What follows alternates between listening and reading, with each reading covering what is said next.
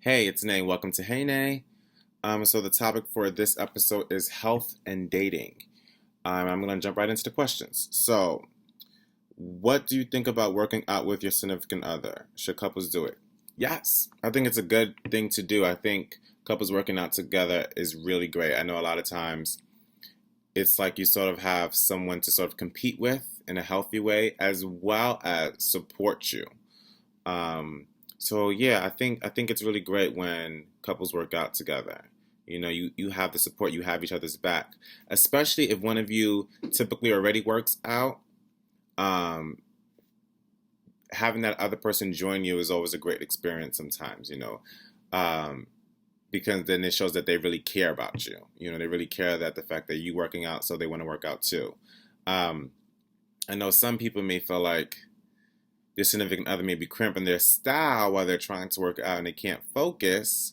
But you could just find different ways, You guys don't have to do every single machine together, You can have some, you could just be in the gym or just be in the facility together. And it doesn't even just have to even do with just exercise. It could just even be eating right or eating differently together. I know a lot of couples who's like one partner is vegan, the other one sort of leans towards being vegan as well. That's kind of what I'm saying. I hope that makes sense. But essentially, what I'm saying is that your eating habits can affect another person as well as your exercising habits. Does exercise count as exercise? Um, to me, yes, but it is not the sum of all. So essentially, is that it cannot replace exercise and it cannot replace um, running. It cannot replace lifting weights. It cannot replace, um, you know, squats or whatever you do. Whatever you do. It does not sort of take control. It can just be another component. So another two of you do together. I know some people even um, tend to incorporate yoga into their foreplay. That's totally fine. If you're gonna do that, do that. So exercise is not a bad thing, and yes, you can. And yes, I would consider exercise, but I wouldn't consider it to replace exercise. I hope that makes sense. Um, if your significant other wants to try to eat healthy and you don't want to, how should you continue things like eating together? The example that was used is that this Haitian writer said that he would get yelled at when he offered bites of ice cream, but he kept forgetting that his significant other was on a diet, which is so key. So sometimes our significant other is always on a diet or on and off a diet, so you don't really know what is going on. So you're just sharing or you're just being caring and you're being thoughtful, and sometimes that can be misinterpreted. So sort of how should you continue things like eating together? I would just say, and I think it is hard. I would have them take more control.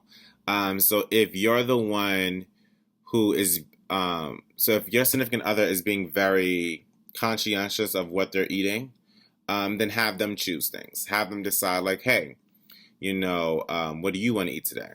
We'll eat what you want, and you try different things out, or you can make it into a game in which you guys tried a whole bunch of new things together until you both find something that you both would like. Um, and then you also don't necessarily have to have every meal together either. But when you do have those meals together, have something that you both enjoy. I would say just keep the lines of communication open and try to push it in the person's court who is on the diet. So whoever is on the diet, I would try to let them sort of be the chef or sort of let them, make the orders. I hope that makes sense. Okay. Next question. How should you approach the situation if your significant other is getting to an unhealthy weight? This is a great question.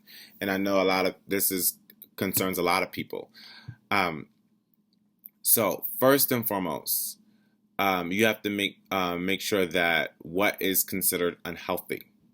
And when I say unhealthy, I mean, um, feel free to go on the webs, go on Google. You can even go on Google. Yes, go on Google and find out what actually determines what is unhealthy. Because sometimes what we view as unhealthy is not necessarily unhealthy. So we call that subjective bias. So we can't have how we feel interpret how we feel sort of reflect another person.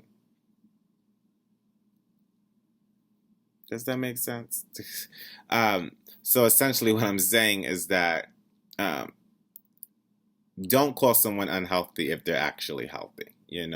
Don't call someone unhealthy if they're really not that bad. Maybe you know, maybe they have a little bit more sugar, or you know what I mean, than the average person. And just because of their size is not a reflection of their health. So I also want to keep in mind that is not always the case. Size is not always a reflection of health. So please, please keep that in mind. But if your significant other is, heading towards a direction of unhealthy and you're aware that they're really unhealthy, um, then the way you sort of go about it, just like, I care, sort of say like, I care about you and, I'm a little scared or I'm a little nervous because it doesn't seem like, you know, you're eating as healthy as you usually do. Always do that. Always do a reflection. When you compare someone, compare them back to themselves. So you're not eating the way you used to eat. You're not eating as healthy as you used to eat, or you're not exercising as much as you used to exercise. Like, is everything okay? And ask them more about is everything okay, and don't say you need to change. There's a difference. So when you're asking, is everything okay? You open up the discussion because a lot of times there's root into unhealthiness. So there's usually something behind the reason why a person is choosing not to live a healthy life.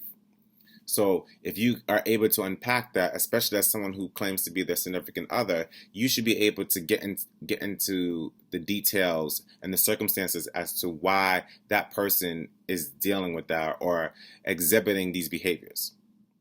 So just, it's more work, it's definitely more work, but you can definitely do it.